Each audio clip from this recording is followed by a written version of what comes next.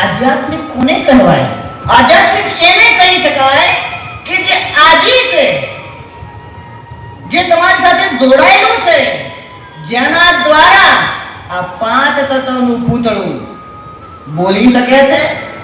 દોડી શકે છે, કોઈનાથી જમી શકે છે, કોઈને પ્રેમ કરી શકે છે, કોઈની ઈર્ષા કરી શકે છે, કોઈને લૂંટી શકે છે, કોઈને આપી શકે છે, કોઈનો મામો બની શકે છે, કોઈનો કાકો બની શકે છે, કોઈનો બાપ બની શકે છે, કોઈનો ભાઈ બની શકે છે, કોઈનો બનેવી બની શકે છે,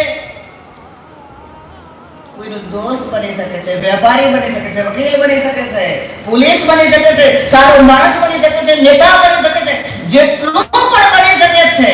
અને આતંકવાદી પણ બની શકે છે, જે પણ બની શકે એ જેના દ્વારા બની શકે છે, જે ઉર્જા દ્વારા બની શકે છે, એને જાણવું, એને સમજવું એટલે આધ્યાત્મિકતા.